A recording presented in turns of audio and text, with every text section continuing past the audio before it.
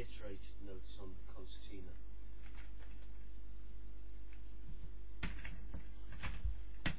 I'll come up close. The best way to play reiterated notes on the concertina, if you want a certain effect, is to cross finger. And one of the important things is to try and end up with the finger that you would have originally used on the button. So if that was my normal note, let's say the tune was the legacy jig, and the tune goes dotted crotchet, like that, 2 dotted crotchets, I would play, I'm using my first and second fingers and playing a G note. Then I went to the B, and for the B I would use my middle finger to start with and my index.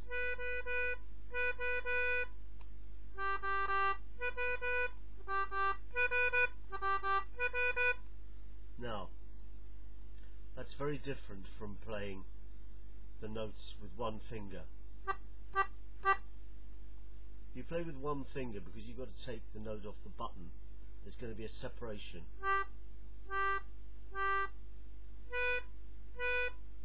That's very different from...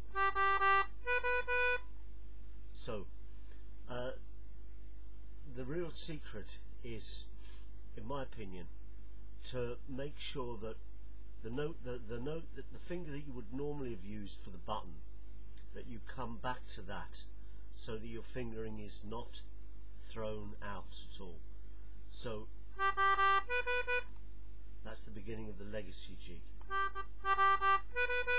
Now, to make sure you're not thrown out, you've either got to play 3 notes or 5. Now obviously it's much easier to get 3 notes in the space of a triplet, but you could use 5 notes there, in which case you would play index, middle, back to index.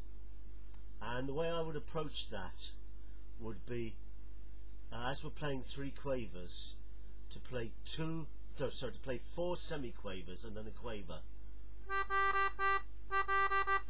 That's better, sorry. 1 and 2 and 3. 1 and 2 and 3. 1 and 2 and 3. And the same with the B note.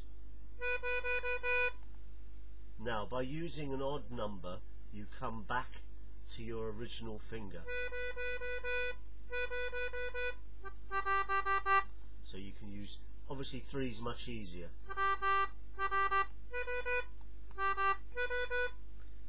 But with practice you can do 5 as well. So you know, you can put those in where you would use a dotted crotchet. Of course you can play the triplet differently. You can play them evenly, or you can play